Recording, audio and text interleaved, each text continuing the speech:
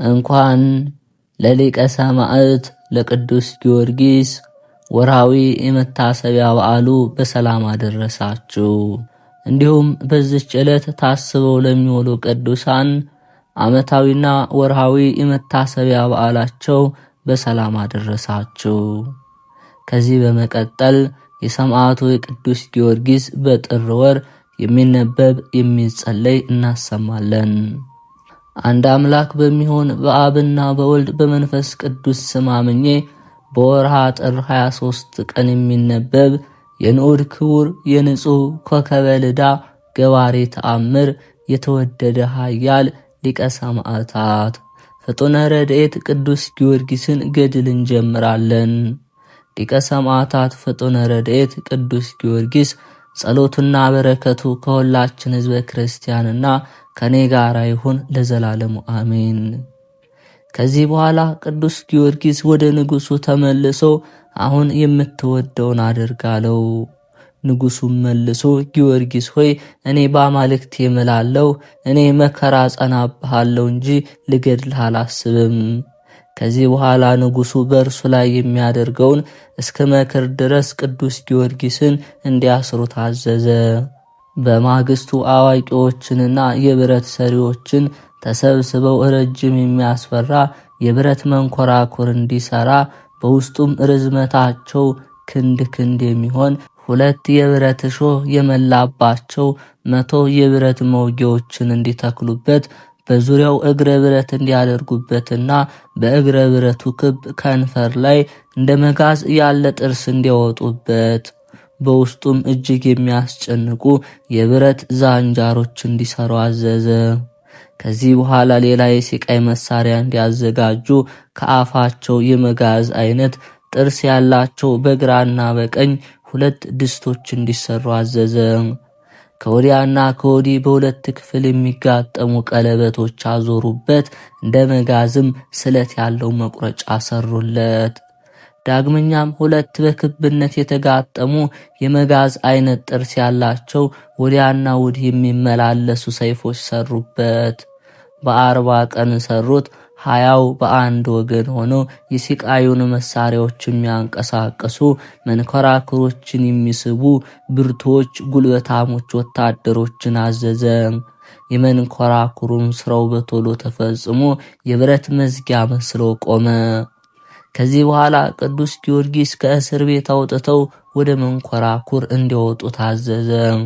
ንዑድ ክቡር ቅዱስ ጊዮርጊስም በወጣ ጊዜ ንጉሡ ጊዮርጊስ ሆይ ለአጵሎን ብትሰዋ የመንግሥትህን ዘውድ ታገኛለህ። ነገር ግን ክርስቶስን ማገልገል ብቻ በልብህ ካመንህ ሥጋህን ልትፈጭ በውስጧ ልትጣልባት ለአንተ ያዘጋጅኋት ያችን መንኮራኩር ተመልከት አለው። ብርቱ ቅዱስ ጊዮርጊስም ጌታዬ ኢየሱስ ክርስቶስን ላገለግለው ቁርጠኛ ነኝ፣ በእኔ ላይ የወደድከውን ሁሉ አደርጋለሁ። ቅዱስ ጊዮርጊስም ቀረብ ብሎ ያንን መንኮራኩር ባየ ጊዜ ሰውነቱ ደነገጠ። በልቡም ከዚህ መንኮራኩር ድን ይሆን እያለ አሰበ። መለስ ብሎም የሕያው እግዚአብሔር ባለሟል ሆይ እንዲህ ያለውን ሐሳብ ለምን ወደ ልብ ታስገባለህ? ወደ እርሱ የተጠራህባትን ዕድል ወቅ፣ ክርስቶስ ስለ አንተ በሽፍቶች መሃል ተሰቅሏልና ብሎ ሰውነቱን አጽናነው። ከዚህ በኋላ ከጌታዬ ከኢየሱስ ክርስቶስ በቀር በሰማይም በምድርም ሌላ አምላክ የለም አለ። ከዚህ በኋላ እጁን ዘርግቶ እንዲህ እያለ ጸለየ። ጌታዬ ኢየሱስ ክርስቶስ ሆይ መከራህን ለመሳተፍ አብቅተኸኛልና ፈጽሜ አመሰግንሃለሁ። አቤቱ አንተን በወንበዴዎች መካከል በመስቀል እንደሰቀሉ ለኔም ስለ ቅዱስ ስምህ እሞትበት ዘንድ ይህንን ታላቅ መንኮራኩር አዘጋጅተውልኛል። ጌታዬ መድኃኒቴ ኢየሱስ ክርስቶስ ሆይ እኔን ባሪያህን ጊዮርጊስን ስማኝ። የማትለወጥ አምላክና የሰማዕታት መመኪያቸው የነቢያት ደስታቸው አንተነ። ሰማይና ምድርን የፈጠርክ አምላክ ከጥንት ጀምሮ በቅዱሳኑ አድሮ የሚኖር ከሰው ወገን ማንም ማረፊያውን ሊያውቀው የማይቻለው ሰማይን በክህሎቱ እንደ ድንኳን የዘረጋው ለጻድቃንም ለኃጥአንም በአንድነት ዝናብን ያዘንብ ዘንድ ደመናትን የፈጠረ እርሱ ነው። ተራራዎችን በክህሎቱ ያጸናቸው፣ ኮረብቶችንም መጥኖ የፈጠራቸው፣ በተናገረው ቃሉ ነፋሳትን የገሰጸ፣ የበደሉትን አጋንንትንም ለዘላለም ይቀጡ ዘንድ ሊያጠፉት የማይቻላቸውን የእሳት ትል ባለበት በሲኦል ጉድጓድ የጣላቸው እግዚአብሔር አምላክ ነው። አምላኬ ሆይ ትእዛዝህን ሊቃወም የሚችል ማን የለምና አላውያን ሁሉ ገስጻቸው። በኋላ ዘመን ከቅድስት ድንግል ማርያም ከስጋዋ ስጋ ከነፍሷ ነፍስ ነስቶ ሰው ሊሆን የወደደ ማንም ልደቱን ሊመረምረው የማይችለው በባህር ላይ ሲሄድ እግሩን ውሃ ያልነካው በ5 እንጀራ 5000 አድርጎ የመገበ ነፋሳት የታዘዙለት እርሱ እግዚአብሔር አምላክ ነው። ሁሉ ባንተ ይታዘዛሉ። የእጅ ሥራ ሁሉም ፍጥረቶች ናቸውና እግዚአብሔር አምላኬ ሆይ አሁንም ወደ እኔና እርዳኝ፣ ከዚህ ጭንቅ አድነኝ። ለእኔ ለባሪያ ለጊዮርጊስ ምሕረትህን አድርግልኝ። ምሕረት ያንተ ነውና ከዛሬ ጀምሮ እስከ ዘላለም ድረስ ከቸር አባትህና ከመንፈስ ቅዱስ ጋር ክብር ምስጋና ላንተ ይገባል። አሜን አሜን። ባለ ጊዜም ጭፍሮች አቅፈው አንስተው ወደ መንኮራኩሩ ላይ ወረወሩት። መንኮራኩሩም 40 ሰዎች አዞሩት ጀመር። እጅግ ተጨንቆ ለ10 ክፍል ተከፈለ።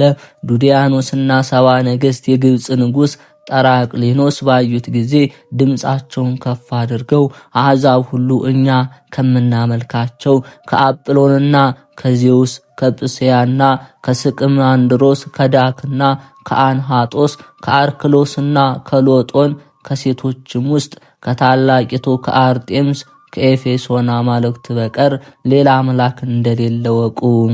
ለእነርሱ ምድር ትገዛለችና ሰማዩን በከዋክብት ያስጌጡት ለነገስታት መንግስትን የሚሰጧቸው በምድር ላይ የሚያሰለጥኗቸው እነሱ ናቸውና የአይሁድ ጭፍሮች የገደሉት የጊዮርጊስ አምላክ የታለ? እስኪ ይምጣ ከእጃችን ያድነው እያሉ ጩኹ። ከዚህ በኋላ ነገስታቱ የቅዱስ ጊዮርጊስን ደሙ የፈሰሰበትን አፈር ወስደው ውሃ በሌለበት ጉድጓድ ውስጥ እንዲጥሉት፣ ክርስቲያኖችም ስጋውን እንዳያገኙትና በላዩም ቤተክርስቲያን እንዳይሰሩበት ደሙ የፈሰሰበትንም አፈር የተቀበረበትንም ጉድጓድ በታላቅ ደንጊያ እንዲደፍኑ ታዘዙ። በ3 ሰዓትም ጊዜ ዱዲያኖስና ከእርሱ ጋር የነበሩ ነገስታት ደስ ብሏቸው እርስ በርሳቸውም እየተገባበዙ እረፍት ሊያደርጉ ከአደባባይ ተነሱ። ነገስታቱ በሄዱ ጊዜ ፀሐይ በወዲያና ወዲህ ተከፈለ። በሰማይ ጨለማ ሆነ። ምድር ከመሰረቷ እስክትናወጥ እጅግ መብረቅና ነጎድጓድ ሆነ። ተራሮች ተነዋወጡ፣ ኮረብቶች ተሰነጣጠቁ። ሰዎች ሁሉ ሰማይ ያለፈ እስኪመስላቸው ድረስ ባህር ከወሰኗ ታወከች። 15 ክንድም ያህል ወደ ታች ወረደች። ቅዱስ ሚካኤል የነጋሪት ድምፅ አሰማ። ጌታችን ኢየሱስ ክርስቶስ በብርሃን ሰረገላ ላይ ሆኖ ከማዕከለ ሰማይ ተገለጠ። እልፍ አእላፍ መላእክት ኪሩቤልና ሱራፌል በእሳት ፈረሶች ከበውት ነበር። ይህ ኃያሉ የቅዱስ ጊዮርጊስ ሥጋ ባለበት ጉድጓድ አጠገብ ቆመ። ጌታም ቅዱስ ሚካኤልን ጉድጓዲቱን የጊዮርጊስን አጽም ሥጋ ስጭኝ በላት፣ እርሱ እንደገና እድን ይሆን ብሎ ነበርና እኔ የአብርሃምና የይስሐቅ የያዕቆብም አምላክ እንደሆንኩ ያውቅ ዘንድ ላስነሳው እወዳለሁ አለ። ቅዱስ ሚካኤልም ሰብስቦ በፊቱ አኖራቸው።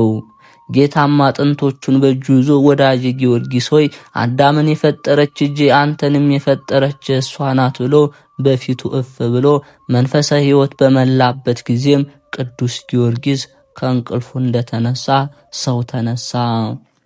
ጌታችን መድኃኒታችን ኢየሱስ ክርስቶስ የተወደደ ንዑድ ክቡር መስተጋድል የልዳ ኮከብ ክብር ወዳጁ ሊቀ ሰማዕታት ቅዱስ ጊዮርጊስን እኔ ካንተ ጋር ነኝና አትፍራ ብሎ ስሙ አረጋጋው።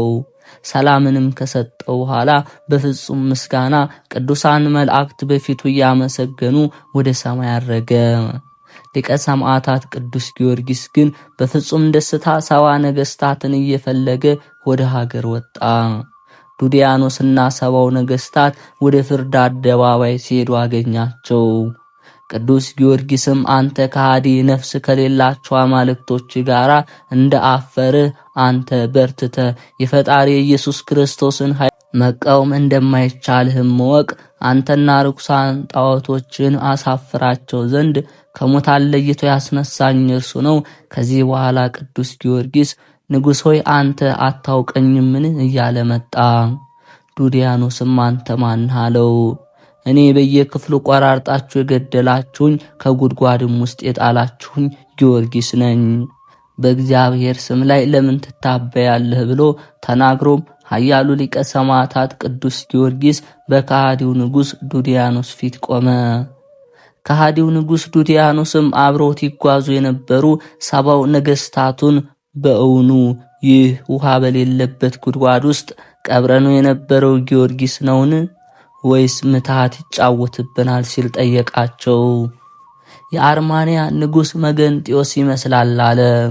ቅዱስ ጊዮርጊስ ግን ይህንን በሰማ ጊዜ እኔ የኢየሱስ ክርስቶስ ባሪያ ጊዮርጊስ ነኝ፣ እኔ የማመልከው የምታመንበት ሁሉን ማድረግ የሚቻለው ምንም የማይሳነው አምላክ እርሱ ነው ብሎ አሰምቶ ተናገረ።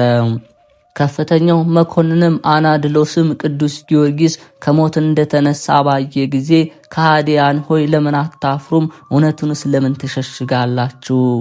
ይህ እውነት የሕያው እግዚአብሔር ልጅ ኢየሱስ ክርስቶስ ከሞት ያስነሳው የሕያው እግዚአብሔር ባሪያ ጊዮርጊስ ነው። ስለዚህ እኔም ደግሞ በጌታዬ በኢየሱስ ክርስቶስ አምናለሁ። ከኔ ጋራ ያሉ ወታደሮች ከኔ ጋራ ያምናሉ አለው። ያን ጊዜ ከሃዲው ዱድያኖስ ተቆጣ። ከዚህ በኋላ ከከተማው አውጥተው ራሳቸውን እንዲቆርጧቸው አዘዘ። በዚህ ሁኔታ ጥር 23 ቀን በዕለተ ሰንበት ሰማዕትነታቸውን ፈጸሙ። መንግሥተ ሰማያትም ክብሩንም ካለቃቸው አናድሎስ ጋር ወረሱ። ቁጥራቸው ወንዶችም ሴቶችም ሆኖ 3900 ሆነ። ሊቀ ሰማዕታት ቅዱስ ጊዮርጊስም መልካሙን ተጋድሏቸውን እስኪጨርሱ ድረስ ሁሉንም ያረጋጋቸው ነበር። ቅድስት በረከታቸውም ከኛ ጋር ትሁን ለዘላለሙ አሜን።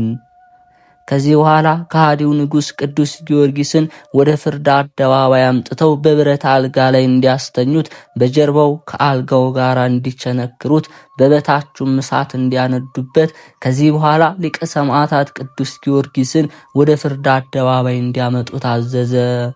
ንጉሡ ዱድያኖስም እንዳዘዘ አደረጉበት። ዳግመኛም ሥጋው እስኪበጣጠስ ድረስ ዝፍት መጻጻ በላይ አፈሰሱበት። ዳግመኛም እሳት አንድደው ከእሳቱ ኃይል የተነሳ ውሃ እስኪሆን ድረስ አረሩን አፈልተው እንዲያፈሱበት አዘዘ። የፈለውንም በአፉና በሆዱ አፈሰሱበት። ምንም ክፉ ነገር አላገኘውም። ዳግመኛም ችንካሮች ላይ እንዲያስቀምጡት አዘዘ። ዳግመኛም ሊቀ ሰማዕታት ቅዱስ ጊዮርጊስ በቁመቱ ልክ የሚሆን ታላቅ ደንጊያ ወቅረው ፈልፍለው ቅዱስ ጊዮርጊስን በውስጡ አድርገው ከከፍተኛ ቦታ ላይ እንዲያንከባልሉ ታዘዘ። የሊቀ ሰማዕታት ቅዱስ ጊዮርጊስ አጥንቱ ሁሉ እስኪቀጠቀጥ ድረስ እንዲሁ አደረጉበት። ከዚህ በኋላ ሊቀ ሰማዕታት ቅዱስ ጊዮርጊስን እግሩን አስረው ከረጅም ዛፍ ላይ ቁልቁል እንዲሰቅሉት በአንገቱም ድንጋይ እንዲያስሩበት አዘዘ። እንዲህም አደረጉበት። ደሙ ባፍንጫው እንደ ውሃ እየተንጠፈጠፈ 10 መዓልት 10 ሌሊት ተሰቅሎ ሰነበተ። 10 ቀኖቹም በተፈጸሙ ጊዜ ከሃዲው ዱድያኖስ ከዛፍ ላይ እንዲወርዱ ታዘዘ። እነሆ ሊሞት ቀርቦ እስትንፋሱ ትንሽ ቀርቷት ነበር። ሊቀ ሰማዕታት ቅዱስ ጊዮርጊስን አውርደው በምድር ላይ ዘረጉት። ከራስ እስከ እግሩ ድረስ ሰውነቱን በሰይፍ ጨፈጨፉት። ሁለንተናው እንዲበጣጠስ አደረጉት። አናቱ እስኪበተን ራሱን በመጥረቢያ እስኪፈልጡ ታዞ ሁለንተናው እስኪቀጠቀጥ ድረስ በመጥረቢያ ጭኑን ሰባበሩት። ግን ሊቀ ሰማዕታት ቅዱስ ጊዮርጊስ አድሮበት ባለ በእግዚአብሔር ኃይል ይህንን ሁሉ ታገሰ። ዳግመኛም ረጅም የብረት ዘንግ አምጥተው በእሳት አግለው በቀኝ ጆሮ እንዲተክሉ ታዘዘ። ጭፍሮቹም እንደታዘዙ አደረጉ። በቀኝ ጆሮ የተከሉትም በግራ ጆሮ ወጣ። እንደ ሬሳም ተሸክመው ወደ እስር ቤት እንዲወስዱ ታዘዘ። ቅዱስ ጊዮርጊስንም ባጸኑበት ሲቃይ ምክንያት ደክሞ በጻር ላይ ነበር። ከሌሊቱ በ3 ሰዓት ቅዱስ ጊዮርጊስ ከዚህ ጭንቅ ሳለ ጌታችን ኢየሱስ ክርስቶስ ወደ እስር ቤት መጣ። እስር ቤቱ ብርሃን መላበት። እነሆ ተነስተ ደህናህን በእግርህ እንድትቆም እኔ አዝዥሃለሁ አለው። ያን ጊዜ ተነስቶ ደህና ሆኖ ቆመ። ከዚህ በኋላ ጌታ ወደደው፣ እጁንም ዘርግቶ ሰውነቱንም ሁሉ ዳሰሰ፣ ኃይሉንም አሳደረበት። እነዚህ አላውያን ነገሥታትና ጣዖቶቻቸውን ታሳፍራቸው ዘንድ ተነስተ ወደ ነገሥታቱ ሂድ፣ በርታ፣ አትፍራ፣ ሁል ጊዜ እኔ ካንተ ጋር ነኝ። ጊዮርጊስ ስለ ትዕግሥትህ በሰማይ ታላቅ ደስታ እንደሚጠብቅህ እነግርሃለሁ። ስለ መልካም ተጋድሎህም መላእክት ደስ ይላቸዋል። እነሆ ከእሊህ ነገሥታት መከራ እየተቀበልክ እንደገና 3 ዓመት ትቀመጣለህ፣ 3 ጊዜ ትሞታለህ። እኔም ከንጹሐን መላእክት ጋር ወደ አንተ መጣለሁ፣ ነፍስህንም ካንተ እቀበላታለሁ። በተድላ ገነትም በአብርሃምና በይስሐቅ በያዕቆብም አጠገብ አስቀምጣታለሁ አለው። ጌታችንም ይህንን ብሎ ሰላሙን ሰጠው። መስተጋድል ሊቀ ሰማዕት ቅዱስ ጊዮርጊስም እያየው በፍጹም ምስጋና ወደ ሰማይ አረገ። ንዑድ ክቡር የተወደደ ሊቀ ሰማዕታት ፍጡነ ረድኤት ቅዱስ ጊዮርጊስም በዚህ ሌሊት ፀሐይ እስኪወጣ ሲጸልይ አደረ። በማግስቱም ከሃዲያን ነገሥታት ኃያሉን የተወደደ ቅዱስ ጊዮርጊስን ወደ አደባባይ እንዲያወጡ ታዘዙ። መገንጢዮስ ንጉሥም ጊዮርጊስ ሆይ እኔ በፊቴ ተአምራት ስታደርግ ላይ ወዳለው፣ ብታደርግ ግን በፀሐይና በጨረቃ አምላክ በሰባ አማልክት በአማልክትህም እናት በአርጤምስም እምላለሁ። እኔ በአምላክ ኢየሱስ ክርስቶስ አምናለሁ አለው። ቅዱስ ጊዮርጊስም መልሶ አንተ እውነት እንዳትናገር አውቃለሁ፣ ግን የወደድከውን ተናገር አለው። ንጉሡ መገንጢዮስም እነሆ በዚች ቦታ 70 የእንጨት ወንበሮች አሉ፣ ከነዚህ ከሚያፈሩና ከማያፈሩ እንጨቶች የተሰሩ አሉ። አንተ ጸልይ፣ ስር እንዲሰዱ አጸቅና ቅጠል እንዲወጡ፣ ፍሬያትን የሚያፈሩትን እንዳያፈሩ የማያፈሩትንም ፍሬ እንዲያፈሩ ብታደርጋቸው በእውነት እኔ በአምላክ በኢየሱስ ክርስቶስ አምናለሁ አለ። ኃያሉ ሊቀ ሰማዕት ቅዱስ ጊዮርጊስም ከንጉሡ ይህንን በሰማ ጊዜ መልሶ እኔ የምጸልይ ስለ እናንተ አይደለም፣ የፈጣሪን ኃይል ያዩ ዘንድ ከእናንተ ጋር ስለ ቆሙት ሕዝብ ነው እንጂ አለ። ያን ጊዜ በምድር ላይ ወድቆ ሰገደና ስለዚህ ሥራ ወደ እግዚአብሔር ጸለየ። ጸሎቱንም ጨርሶ አሜን ባለ ጊዜ ጌታችን ቅዱስ ጊዮርጊስን ከሞት ባስነሳበት ዕለት እንደሆነው ከሰማይ መብረቅ ሆነ። በሰባው መናብርት ላይ ብርሃን ታየ። የእግዚአብሔር ኃይል ተገለጠባቸው። ስር ሰደዱ፣ በቀሉ፣ አጸቅና ቅጠል አወጡ። ሁሉም በእያንዳንዳቸው በየአይነታቸው ፍሬ አወጡ። ፍሬ ያልነበራቸው አፈሩ፣ ፍሬ የነበራቸው ግን አላፈሩም። ንጉሡና 70 ነገሥታት በቅዱስ ጊዮርጊስ ጸሎት የሆነውን ባዩ ጊዜ በደረቁ እንጨቶች ላይ ኃይልህን የገለጥህ አጵሎን ሆይ አንተ ገናና አምላክ ነህ። ግን ገሊላዊውን ጊዮርጊስ በምን እንደምንገድለው አናውቅም አሉ። ከዚህ በኋላ ያ ከሃዲ የመዳብ አልጋ አምጥተው ቅዱስ ጊዮርጊስን በዚያ ላይ አድርገው ከበታቹ እሳት እንዲያነዱበት ክንድ የሆነ ችንካሮችም አምጥተው ግራ ጎኑን ከአልጋው ጋር እንዲቸነክሩ ታዘዘ። ቅዱስ ጊዮርጊስም ከአልጋው ጋር ተቸነከረ። ዳግመኛም እንጨት ጠራቢ ጠርተው አምጥተው ራሱን በምሳር እንዲፈልጡት በጆሮው ባፍንጫው በላይ በታችም እስኪፈስ ድረስ ዝፍቱን አፍልተው በተከፈተው ጭንቅላት ውስጥ እንዲያፈሱበት አዘዘ። ያን ጊዜ ከራስ እስከ እግሩ ድረስ ተቃጠለ፣ እንደ በድንም ሆነ። ዳግመኛም ችንካሩን ከጎኑ ነቅለው በበሬ አምሳል በተሰራ በብረት ቀፎ ውስጥ እንዲያገቡ ታዘዘ። ቅዱስ ጊዮርጊስም በብረት ውስጥ አደረጉት። ከበታቹ ዘንጉር ስኖባር በተባለ እንጨት እሳት አነደዱበት። ቅዱስ ጊዮርጊስ 3 ቀን 3 ሌሊት በውስጡ ሰነበተ። ቅዱስ ጊዮርጊስ በእግዚአብሔር ኃይል ይህንን ሁሉ ይታገስ ነበር።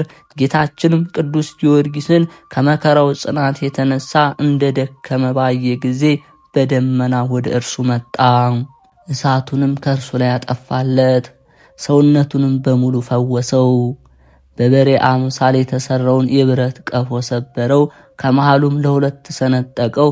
ብፁዕ ኃያል ጊዮርጊስም ታጥቦ ከመታጠቢያ ቤት እንደሚወጣ ሰው ከውስጡ ወጣ።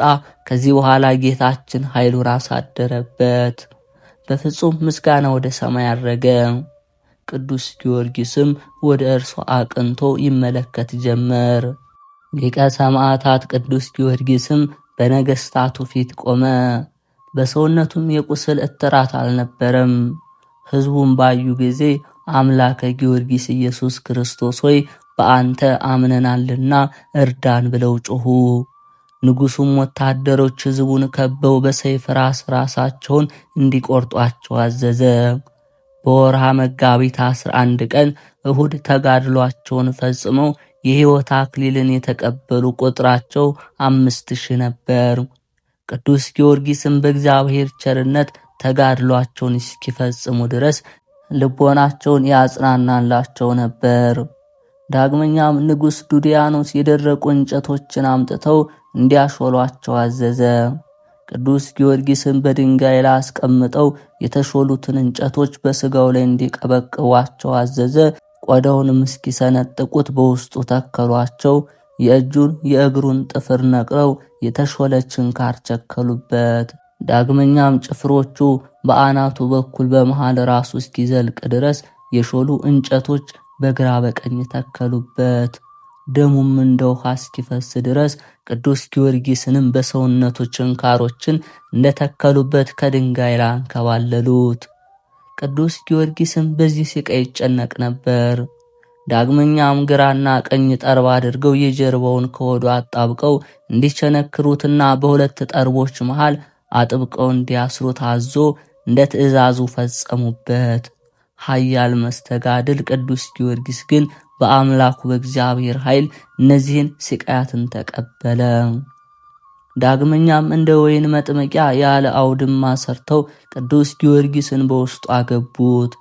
በቅዱስ ጊዮርጊስ ላይ እነዚህን ስቃዮች በፈጸሙበት ጊዜ ሰውነቱ ሁሉ ተንቀጠቀጠ። የእግዚአብሔር መልአክ ግን ያጸነው ነበር። ዳግመኛም ንጉሡ የእንጨት መጋዝ አምጥተው ከመሃል አናቱ እስከ እግሩ ድረስ እንዲሰነጥቁ ታዘዘ። እንደ ትእዛዙም አደረጉበት። ከራሱ እስከ እግሩ ከሁለት ከፈሉት። ግማሽ ሰውነቱን ከአንድ ወገን ወደቀ። አንድ እጁ አንድ እግሩ ከግማሽ ሰውነቱ ጋር፣ አንድ እጁ አንድ እግሩ ከግማሽ ሰውነቱ ጋር ሆነ። በዚህም ምክንያት ቅዱስ ጊዮርጊስ የከበረች ነፍሱን አሳልፎ ሰጠ። እንደ ሞተም ባዩ ጊዜ የብረት ምጣድ አምጥተው የቅዱሱን ስጋውን ደሙን ከስጋውም በመሬት ላይ የወደቀውን ከተቸነከረበት እንጨት ጋር አንድ አድርገው በብረት ምጣድ ላይ እንዲያደርጉ ታዘዘ። ዝፍት ዲን ጨምረው ነበልባሉ እስከ 15 ክንድ እስከሚደርስ ድረስ እሳት እንዲያነዱበት አዘዘ። መልእክተኞችም ስጋውን ፈጽመው እንደተቃጠለ ለንጉሡ ነገሩት። ንጉሡም 40 ክንድ ጉድጓድ ቆፍረው ከነበረት ምጣዱ እንዲቀብሩት በላይም 9 ክንድ ከፍታ ያለው አፈር እንዲቆልሉበት አዘዘ። እንደ ትእዛዙም አደረጉበት። ዳግመኛም ንጉሥ ዱዲያኖስ ወታደሮችን የጎብኚዎች መቀመጫ ግንብ የመሰለ ታላቅ ሕንፃ እንዲሰሩና ክርስቲያኖች ስጋውን አግኝተው ቤተ ክርስቲያን እንዳይሰሩበት ወታደሮች የጦር መሳሪያ ይዘው እንዲጠብቁ ታዘዘ። ጭፍሮችም በሄዱ ጊዜ እነሆ በሰማይ ጽኑ ጨለማ ሆነ፣ በምድር ብዙ መነዋወጥ ሆነ። ፀሐይ ጨለመ፣ በቀን እኩሌታም ከዋክብት ታዩ። በዚች ጊዜ አእላፍ መላእክት ቅዱሳን ሁሉ በየወገናቸው 12ቱ ሐዋርያት፣ መዘምር ነቢይ ዳዊት፣ ቅዱሳን ነቢያት ሁሉ ከእርሱ ጋር በአንድነት ተከትለውት ጌታችንና መድኃኒታችን ኢየሱስ ክርስቶስ ወረደ። ሀገሪቱን በብርሃን እስክትመላ ድረስ ቦታው ሁሉ ብርሃን ሆነ። ከሃዲያኑ ሰባው ነገሥታትም ብርሃኑን አይተው በግንባራቸው ወደቁ። ጌታችን መድኃኒታችን ኢየሱስ ክርስቶስ የብረት ምጣዱንና የሊቀ ሰማዕት ቅዱስ ጊዮርጊስ ሥጋ ወዳለበት መጥቶ ሊቀ መላእክት ቅዱስ ሚካኤልን ምድሩን ሰንጥቆ እንዲወጣው አዘዘ።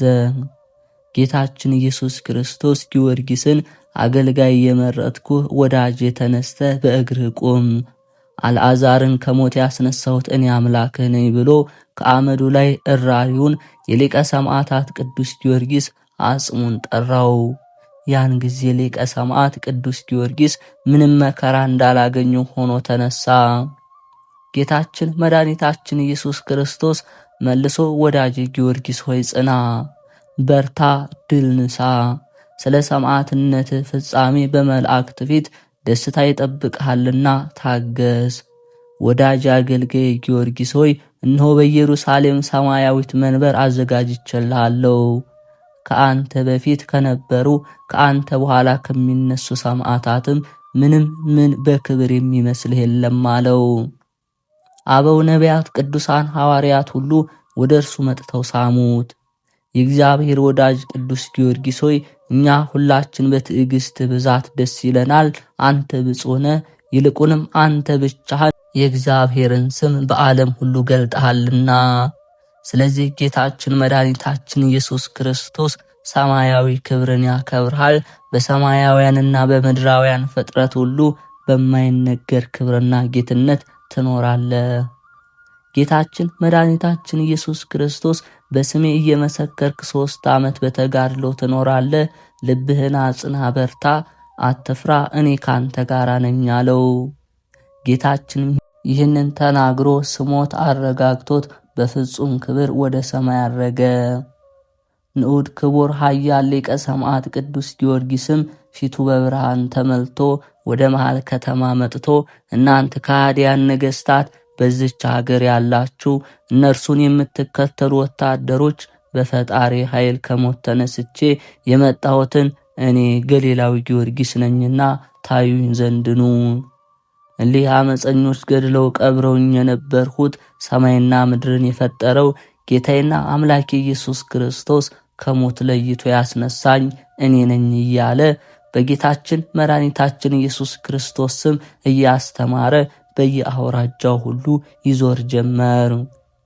በዚህ ጊዜም ጌታችን ንጉሥ ሆይ በብረት ምጣድ አቃጥለን የገደልከው የገሊላው ሰው ጊዮርጊስ እንሆ ከሞት ተነስቶ በየአውራጃው ሁሉ እየዞረ ያስተምራል ብለው ለዚያ ለክፉ ከሃዲ ንጉሥ ዱድያኖስ ነገሩት። ንጉሥ ዱድያኖስም የተወደደ ቅዱስ ጊዮርጊስን ወደ ፍርድ አደባባይ እንዲያመጡ ታዘዘ። ሊቀ ሰማዕታት ቅዱስ ጊዮርጊስም ወደ ፍርድ አደባባይ በመጣ ጊዜ ድምፁን ከፍ አድርጎ ንጉሥ ሆይ እንሆ መጥቻለሁ። አንተ አእምሮ የሌለ ጣዖቶችን አጵሎንና አርጤምስ ዘውስ ድንጋዮች ናቸው። እኔ በፈጣሪ ኢየሱስ ክርስቶስ ኃይል ተነሳሁ አለ። ሕዝቡም ቅዱስ ጊዮርጊስ እንደሆነ ባወቁ ጊዜ ከገሊላዊ ጊዮርጊስ ፈጣሪ ኢየሱስ ክርስቶስ በቀር በሰማይም በምድር ሌላ አምላክ የለም እያሉ ጮኹ። በዚያን ጊዜ አንድ ሴት ቆማ ታዳምጥ ነበር። የሆነውንም ተአምራት ባየች ጊዜ አመነች። ስሟም ከላስቲክ ነበር። ቅዱስ ጊዮርጊስን መጥታ ሰገደችለት። ጌታ ይዘንልኝ፣ ልጄ የሚያርስበት አንድ በሬ ነበረው፣ በድንገት ወድቆ ሞተ። ለባሮች ለኔና ለልጁ ያለ እርሱ ምንም የለንም፣ እኛ ድሆች ነንና ጌታ አሁንም እርዳን አለችው። ቅዱስ ጊዮርጊስም ይህንን በእጅ ያስኩትን በትር ወደ እርሻው ውስጥ ሂጅና በትሩን በበሬው ላይ አድርገሽ ጊዮርጊስን በፈጠረ ጌታ ኢየሱስ ክርስቶስ ስም ተነስ፣ በእግርህም ቀጥ ብለህ ቁም፣ በምንም ክፉ ነገር ያልነካሁን በይው አላት። ሴቲቱም በትሩን ተቀብላ ወደ እርሻው ሄዳ ሊቀ ሰማዕታት ቅዱስ ጊዮርጊስ እንዳላት አደረገች። ያን ጊዜ ተነስቶ በቀንበሩ ገባ። ሴቲቱም ይህንን ተአምራት ባየች ጊዜ በእውነት ትልቅ ነቢይ ያስነሳልን፣ ከሕዝቡም ጋር ቃል ኪዳኑን አጸና እያለች እግዚአብሔርን አመሰገነችው። ወደ ቅዱሱ ኃያል ጊዮርጊስም ተመልሳ ተናገረች። ሕዝቡም የተወደደ ቅዱስ ጊዮርጊስን ይከቡት ነበር። እርሱም እንዲያውቁ ያስተምራቸው ነበር። የኃያሉ ንጉሥ የክርስቶስ አገልጋይ የመስተጋድልና የፈረሰኛው የገባሪ ተአምር ኮከበ ልዳ ቅዱስ ጊዮርጊስን የፈጠረ አምላክ አንድ ነው እያሉ ይጮሁ ነበር። ነገሥታቱን ጭፍሮቻቸውን ይህ የምንሰማው ጩኸት ምንድነው አሏቸው። ጭፍሮቻቸውም ያ ቅዱስ ጊዮርጊስ ከሞት ተነስቶ ነው አላቸው። ኃያሉ ቅዱስ ጊዮርጊስም ከሞት እንደተነሳ 70 ነገሥታቱ በሰሙ ጊዜ ተደነቁ፣ እጅግ ፈሩ። እርስ በርሳቸው እርሱ ይሆንን ተባባሉ። ጭፍሮችም እርሱ ራሱ ጊዮርጊስ እንደሆነ ታውቁ ዘንድ ወደ እናንተ እናመጣዋለን አሏቸው። ከዚህ በኋላ ጭፍሮች ቅዱስ ጊዮርጊስን ወደ ፍርድ አደባባይ ያመጡት። ሕዝቡም ሁሉ እኛ በፍጹም ክርስቲያን ነን እያሉ ይከተሉት ነበር። እየጮሁም ነገሥታቱን ይዘልፉ ነበር። እነርሱ ግን በሕዝቡ ላይ ተቆጥተው ሕዝቡን ራሳቸውን በሰይፍ እንዲቆርጧቸው ለወታደሮች ትእዛዝ ሰጡ። ጭፍሮችም እንደ ትእዛዙ አደረጉ። በወርሃ ሚያዝያ 25 ቀን በመዓልቱ 3 ሰዓት ጀምረው እስከ ማግስቱ 10 ሰዓት መዓልት ድረስ ሰማዕታትን ገደሉ። በዚህች ዕለት አክሊል የተቀበሉ ሰዎች ቁጥራቸው 8550 ናቸው። በፍጹም ክብር ወደ ሰማይ አረጉ። ሰማያዊት የእውነት ምስክርነትን የፈጸሙ የሊህ ክርስቲያን ሰማዕታተ ክርስቶስ ጸሎታቸው በረከታቸው ቅድስት ሀገራችን ኢትዮጵያን ይጠብቃት። በአማላጅነታቸው ከምንታመንም ከኔም ጋር ይሁን ለዘላለሙ አሜን። ጸሎትና በረከቱ ለዘላለም ከሁላችን ጋር ይሁንና የልዳው ሰማዕት ቅዱስ ጊዮርጊስ በስሙ በተሰራው ቤተ ክርስቲያን በመበለቲቱ የቤት ምሰሶ ተአምራት አደረገ። ጌታዬ ሊቀ ሰማዕታት ቅዱስ ጊዮርጊስ ሆይ ወዳጆችህን ባርካቸው። አስቀድመው የተደረጉትን ተአምራትን ጥቂቱን ስንኳ ለመናገር የሚችል የለም፣ እጅግ ብዙ ነውና። አሁንም የሊቀ ሰማዕታት ቅዱስ ጊዮርጊስ ተአምራቱ እንደ ባህር አሸዋ ተቆጥሮ የማያልቅ ነው። ዳሩ ግን የዚህ ገባሬ መንከራት ሊቀ ሰማዕታት ቅዱስ ጊዮርጊስ በእግዚአብሔር ቸርነት ያደረገው ተአምር ይህ ነው። የተወደዳችሁ እህቶችና ወንድሞች ሆይ በንጉሥ ቆስጠንጢኖስ የዘመን ንዑድ ክቡር ሰማዕተ ክርስቶስ ቅዱስ ጊዮርጊስን ተአምራቱን ሰምቶ በሀገረ ልዳ በስሙ ቤተ ክርስቲያን ያንጹ ዘንድ አዘዘ። ብዙ ገንዘብ ሰጥቶ ከመኳንንቱ አንዱን ወደዚያ ላከው። የቤተ ክርስቲያኑን ሕንፃ ለመገንባት የሚያስፈልገውን ነገር ሁሉ ማንም እንዳይከለክለው ደብዳቤ ጽፎ ሰጠው። መስፍኑም ከዚያ ደርሶ ስራውን በፍጥነት ለመጀመር ወደደ። ነገር ግን መስፍኑ ተገኝቶ ሳለ ቅዱስ ጊዮርጊስ በጠራቢዎች አለቃ ተመስሎ የሕንፃ መሳሪያዎችንም ይዞ ሌሊት በሕልሙ ተገለጸለት። በበጎ አነጋገር ቤተ ክርስቲያን ለማነጽ ብትፈልግ እኔ እረዳሃለሁ፣ እኔ በቤተ ክርስቲያን ሥራ ዕውቀት አለኝና አለው። መስፍኑም አዎ ለመስራት እፈልጋለሁ፣ መሰረቱንም ለማቆም እወዳለሁ አለው። ቅዱስ ጊዮርጊስም ተነስ፣ እኔ ለቤተ ክርስቲያን አስፈላጊውን ቦታ አሳይሃለሁ። እጁንም ይዞ እስከ መልካሚቱ ምድር እስኪደርስ መርቶ ንድፉን መስራት ጀመረ። መስፍኑንም እያመለከተው እንግዲህ እዚህ ላይ መሰረት ትጥላለህ፣ ይህ ለቅኔ መሐሌት፣ ይህ ለቅድስት፣ ይህ ደግሞ ለመቅደስ፣ ይህም ለአምደ ወርቅ ይሆናል አለው። ሌላውንም የሚያስፈልገውን ሁሉ አሳይቶት ከእርሱ ተሰወረ። ያም መስፍን በነቃ ጊዜ ፈጽሞ ደነገጠ። በራእይ እንደነገረው ምድሪቱን ያይ ዘንድ ወደደ። መሬቷም ተለክታ የቤተ ክርስቲያኑ ንድፍ ተሰርቶ አገኘና በሐሳቡ ጸና፣ በልቡም እጅግ ተደሰተ። ቅዱስ ጊዮርጊስ ስለ ቤቱ ሕንፃ እጅግ እንዳሰበበት ተረድቷልና በመሬት ላይ ወድቆ ለእግዚአብሔር ሰገደ። ሊቀ ሰማዕታት ቅዱስ ጊዮርጊስንም በጸጋ መሰገነው። ለመንግስቱም የተዘጋጀ ያደርገው ዘንድ እርዳታን ከእርሱ እንዲያቀርብለት ወደ እግዚአብሔር ማለደ። መስፍኑም የሆነውን ጽፎ ወደ ንጉሡ ላከ። ሃይማኖቱም ጸናለት። ፈጽሞም እያደነቀ በፍጹም ትጋት የቅዱስ ጊዮርጊስን ሕንፃ ስራን በጀመረ ጊዜ ድንጋይ ጠራቢዎችንና ናጺዎችን ለመፈለግ ወደ ቆጵሮስ ሄደ። በዚያችም ባለች ደሴት ላይ ሃይማኖቷ የጸና ቅዱስ ጊዮርጊስን የምትወድ ከእርሱ ዝክረ ነገር በስተቀር ሌላ ነገር በአፏ የማትናገር ለነዳያንም ማዕድ በስሙ የምታዘጋጅ በችግሯና በሐዘኗ ስለሚገለጽላት መታሰቢያውን ለማድረግና በዓላቶቹን በማክበር የምትተጋ አንዲት መበለት ነበረች። ለቤተ ክርስቲያኑም ሥራ የተዘጋጁትን የንጉሡን ምሰሶች ተመልክታ እርሷን በምስጢር ልክ በዚያ መጠን ቁመቱ ወርዱ መልኩ ስፋታቸው አንድ የሆነ መልካሞች 2 ምሰሶች አሰርታ እስከ ባህሩ ዳርቻ ይዛ ወርዳ መስፍኑን ጌታዬ ሆይ እኔ ምስኪን ድሃ ነኝ፣ ነገር ግን ለቅዱስ ጊዮርጊስ ይህንን ብጽዓት አድርጌያለሁና ተቀበለኝ ዘንድ እማልድሃለሁ አለችው። መስፍኑን በግሳጼ አንቺ ሴትዮ የንጉሡን ገንዘብ ከሌላ ሰው ጋር እንዴት አድርገው ይቀላቅሉታል? አይሆንም አላት።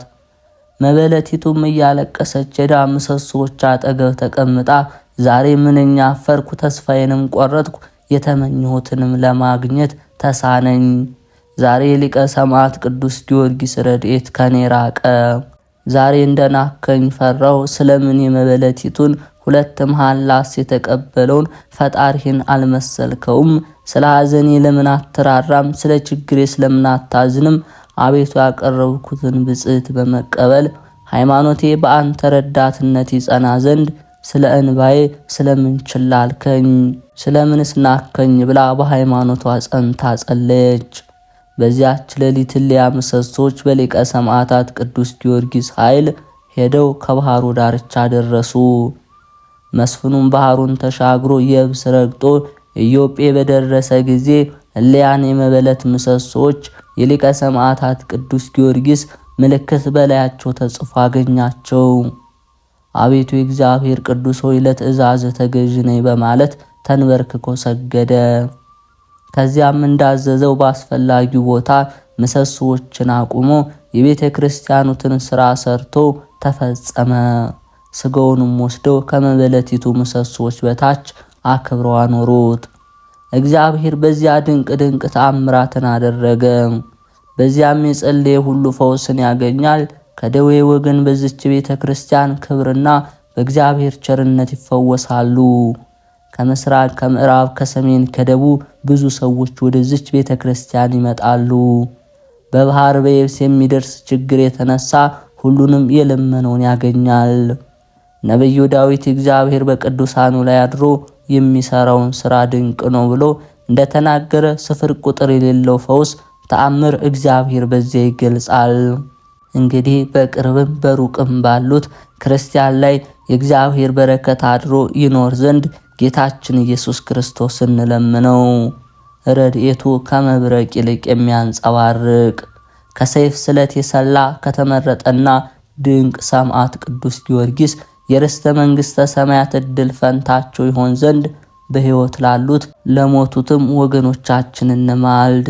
በእመቤታችን አማላጅነት ሰማይና ምድርን በውስጣቸውም ያሉትን ሁሉ የፈጠረ የቅዱሳን አምላክ እግዚአብሔር ወዳጆች ቅዱሳንንም ጸሎት ከክፉ ሁሉ በየጊዜውና በየሰዓቱ ይጠብቀን ለዘላለም አሜን። ንጉሥ ቆስጠንጢኖስን አስፈቅዶ ቤተ መቅደስህን ለሚያንጽ መስፍን የጠራቢዎችን አለቃ መስለ የተገለጽክለት የልዑል እግዚአብሔር እውነተኛ ሰማዕት ቅዱስ ጊዮርጊስ ሆይ እኔ አገልጋይህ እወድሃለሁና ለክብር የሚገባ አማላጅነትን ትገልጽልኝ ዘንድ እለምንሃለሁ።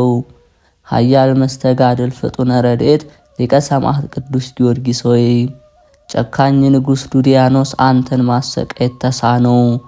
በብረት በትር ቀጥቅጠው በመጋዝ ሰንጥቀው በመንኮራኩር ፈጭተው በደብረ ድራስ የበተኑ ሥጋ በልዑል እግዚአብሔር ኃይል ፍጹም ሰው ሆኖ ተነስተው አሰቃይተው የገደሉ ከትልቅ ተራራ ጀምሮ ሮጦ በመከተል የአምላኬን ኃይል ተመልከቱ ብሎ አሰምቶ ተናገረ። ከሊቀ ሰማዕት ከቅዱስ ጊዮርጊስ በረከት ረድኤት ያሳትፈን። በተሰጠው ቃል ኪዳንም እኛን ልጆቹን ከአምላካችን ከእግዚአብሔር በምህረቱ በምልጃው በቃል ኪዳኑ ይለምንልን ለዘላለሙ አሜን። ጥር 23 የዕለቱ ስንክሳር። አንድ አምላክ በሆነ በአብ በወልድ በመንፈስ ቅዱስ ስም ጥር 23 በዚህች ዕለት አሕዛብን ለሚያስተምር ለከበረ ጳውሎስ ደቀ መዝሙር የሆነ የከበረ ሐዋርያ ጢሞቴዎስ በሰማዕትነት ሞተ። የዚህም ቅዱስ ልደቱና እድገቱ ልስጥራን ከሚባል ሀገር ነው። አባቱም ከዋክብትን የሚያመልክ ዮናናዊ ነው። እናቱ ግን በኦሪት ሕግ ጥላ ስር ያለች ናት። የከበረ ሐዋርያ ጳውሎስም በልስጥራን ሀገር በሰበከ ጊዜ ይህ ጢሞቴዎስ ስብከቱንና ትምህርቱን ሰማ።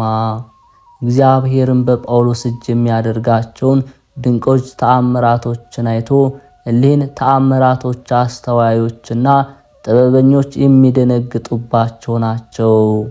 ስለዚህም ወደ ሐዋርያ ጳውሎስ ሄዶ በእርሱ ትምህርት በክብር ባለቤት ጌታችን ኢየሱስ ክርስቶስ አመነ።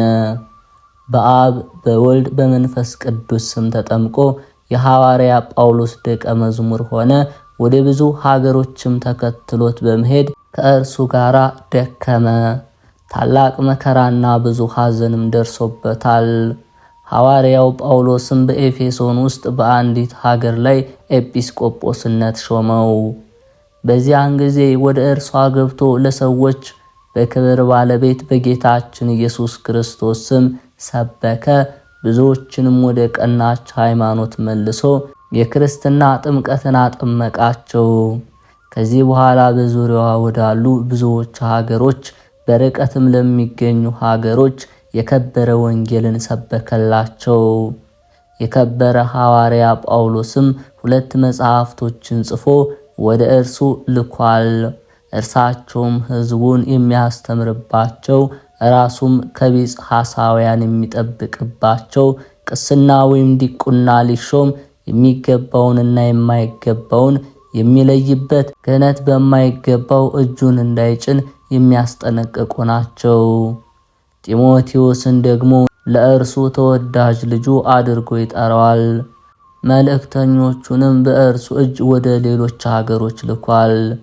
በላያቸው የተሾመባቸውን የክርስቶስ መንጋዎች ፈጽሞ በጠበቀ ጊዜ በትምህርቶቹ በተግሳጹና በድርሰቶቹ ልቦናውን ብሩህ አደረገ። አይሁድንና ዮናውያንን ይገስጻቸው ይዘልፋቸው ነበር። እነርሱም ቀንተውበት ሁሉም በጠላትነት ተነሱበት። ተሰብስበውም ገደሉት። ምዕመናንም ሥጋውን አንስተው ቀበሩት። ጻድቅ ቆስጠንጢኖስም እስከነገሰ በዚያ ኖረ። እርሱም ስለ ሥጋው አስቦ ወደ ቁስጥንጥንያ ከተማ በጥር ወር በ27 ቀን አፈለሰው። በዚያች ቀን በዓል አደረገለት። ለእግዚአብሔር ምስጋና ይሁን። እኛንም በዚህ ሐዋርያ ጸሎት ይማረን፣ በረከቱም ከኛ ጋር ትኑር አሜን። በዚህች ዕለት የከበሩ ሰማዕታት የጌርሎስና የአትናቴዎስ የጻድቁ ንጉሥ የቴዎዶሲዎስ መታሰቢያቸው ነው። በረከታቸው ከኛ ጋር ትኑር ለዘላለሙ። ለእግዚአብሔር ምስጋና ይሁን አሜን።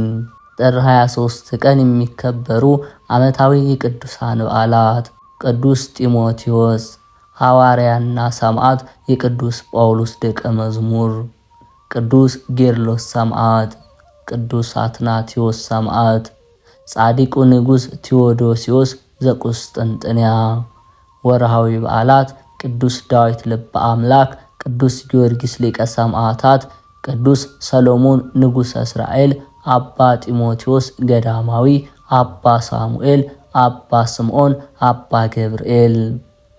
መድኃኒታችን እግዚአብሔር ተስፋችንም ኢየሱስ ክርስቶስ እንዳዘዘው ትእዛዝ የኢየሱስ ክርስቶስ ሐዋርያ የሆነ ጳውሎስ በእምነት እውነተኛ ልጅ ለሆነ ለጢሞቴዎስ ከእግዚአብሔር ከአባታችሁ ከክርስቶስ ኢየሱስም ከጌታችን ጸጋና ምሕረት ሰላምም ይሁን። አንደኛ ጢሞቴዎስ ምዕራፍ 1 ቁጥር 1። ጌታ ሆይ ከብልጽግናቸው ብዛት የተነሳ ብዙ መባ ካገቡት ይልቅ የድሃይቱን አነስተኛ መባ እንደተቀበልክ ለሁል ጊዜ የሚያገለግሉ አላፍ መላእክትን እያሳሰበው በችግሬ ጊዜ የማቀርብልህን ምስጋና ተቀበል። እናንተም ቅዱሳን ነቢያት፣ የወንጌል ሰባኪያን ሐዋርያት፣ ሰማዕታትና ጻድቃን፣ ትጉሃን መላእክት፣ ፍዩማን ደናግል እንዲሁም ደጋጎች መነኮሳት ሆይ ልጅ አዋቂ ሳይለይ የምንሰባሰብበትን የጉባኤ ቦታ ባርኩ። ይህን መጽሐፍ ወረቀት አዘጋጅቶ ብራና ደምጦ የጻፈውን ያጻፈውን የተረጎመውን በእርጋታ መንፈስና በተመስጦ ሕሊና ያዳመጠ በደለኛን የምታስምር የጌታ እናቱ በማርያም ጸሎት ኢየሱስ ክርስቶስ በአንድነት ይማረን አሜን። የተከበራችሁ የልዑል እግዚአብሔር ቤተሰቦች፣ የማህደር ሚዲያ ተከታታዮች የምንሰራቸው ቪዲዮዎች ለብዙ ህዝበ ክርስቲያን እንዲዳረስ ቪዲዮውን ላይክ በማድረግ ሐሳብ አስተያየታችሁን ይስተካከሉ የምትሉትን ኮሜንት ላይ በማስፈር ቤተሰብ ያልሆናችሁን በመቀላቀል መንፈሳዊ ድጋፋቸው አይለየን እንላለን።